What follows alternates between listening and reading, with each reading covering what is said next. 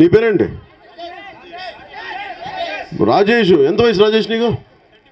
35. రాజేష్కి 10 సంవత్సరాల క్రితం ఎంత? 25 ఏళ్ళు.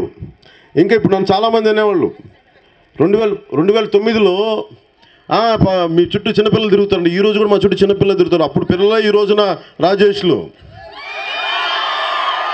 అలాగ మేము మాకు ఎప్పుడు అండగా ఉండదు కొత్త తరం. మాకు దోపిడీ చేయాలని లేదు, వేల కోట్లు ఇంటికి తీసుకెళ్ళాలని లేదు, మా అబ్బాయిని సైకిల్ తొక్కించి ముఖ్యమంత్రులు చేయాలని కోరికలు నాకైతే లేవు. మరి లోకేష్ గారు వచ్చారా అక్కడికి?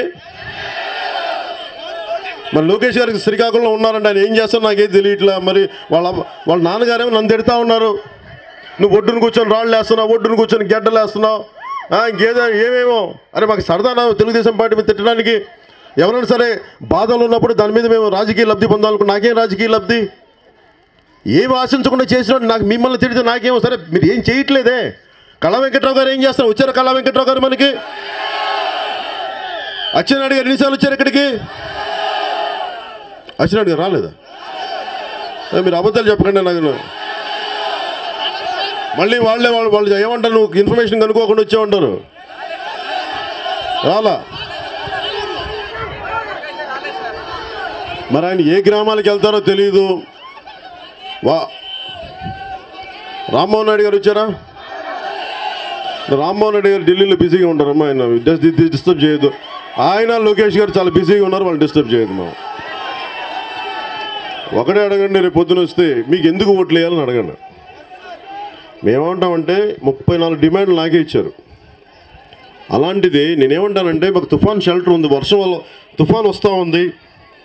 తుఫాన్ వచ్చినప్పుడు ముందే ఏం చెప్పాలి? ముఖ్యమంత్రి గారు ఏం చేస్తారంటే చాలా గొప్పగా అందరి చేత కితాబులు ఇప్పించేసుకున్నాం, నేను చాలా అద్భుతంగా చేసాం. ఎప్పుడు గవర్నర్ గారికి ఆయనకి పడదండ.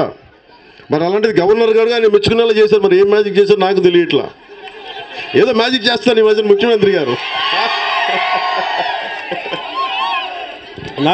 నాకు అలా కాదు.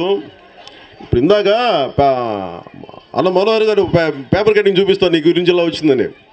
ముఖ్యమంత్రి గారు చూసంటే నేనంట జగన్ అంట బీజేపీని అంతా కలిసి అంటే ఒక మాట మాట్లాడంటే ఆయన కష్టాలు పెట్టేస్తున్నామంట. కష్టాలు ఎవరు పడతారంటే 10 రోజులు కరెంట్లో మనం లేక మనం కష్టాలు పడుతున్నాం. ఆయన ఏం కష్టాలు పడుతున్నారు? పెద్ద ఓకే నేనేమంటాను, ఆయన ముఖ్యమంత్రి, ఆయనకి సెక్యూరిటీ కావాలి, ఆయనకి జెడ్ కేటగిరీ సెక్యూరిటీ కావాలి, నేను అర్థం చేసుకోగలను. కష్టాలు మనం పడుతున్నాం, ప్రజలు పడుతున్నారు, ఆయన కష్టాలు పెడుతున్నామంట. ముఖ్యమంత్రి గారు నిజంగా కానీ ఉంటేనే మీరు అలాంటి మంత్రినే కదా, మీరు అలాంటి పెద్ద అనుభవజ్ఞులనే కదా నేను సపోర్ట్ చేస్తాను.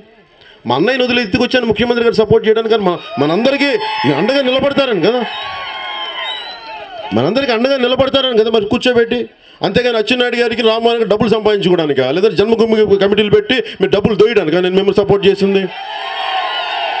నేనేమంటానంటే అరే నేను ఇప్పుడే తెలుగుదేశం తిట్టడానికి రాలా. అరే ఇంత పంట నష్టం అయిపోయింది, జీవితాలు తిరిగి రావు, చుట్టానికి చెట్లు ఉన్నాయి, ఆ మువ్వలు ఇరిగిపోయినాయి, మళ్ళీ కాస్తాయి కొబ్బరికాయలు మళ్ళీ దానికి మీరు చెప్పండి.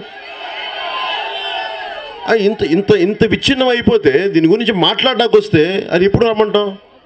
అన్నీ కూర్చోబెట్టి సరిగ్గా పోలీసులకి రెవెన్యూ శాఖ ఇబ్బంది అప్పుడు రమ్మనా? మళ్ళీ వస్తే తుఫాన్ వచ్చినప్పుడు వెంటనే ఏంటంటే రెస్క్యూ ఆపరేషన్స్ నువ్వు సహాయ కార్యక్రమాలకు అడ్డుపడుతున్నాడు, వచ్చి తిరుగుతున్నాడు అంటారు. అప్పుడు వస్తే అప్పుడు అలా, కొంచెం లేట్గా వస్తే ఒక 3 రోజుల తర్వాత వస్తేనే మళ్ళీ ఇట్లా. ముఖ్యమంత్రి గారికి కానీ వాళ్ళ తెలుగుదేశం నాయకులు ఒకటే చెప్తా ఉన్నాను. ఇంకో కొత్త మాట ఏంటంటే ప్రతి ఒక్కటి అంటే మీరందరూ వైసీపీ అమ్మా, మీరందరూ కామెంట్ చేయండి. ఎప్పటికప్పుడు మా వీడియోస్ చూడాలంటే సబ్స్క్రైబ్ చేసుకోండి.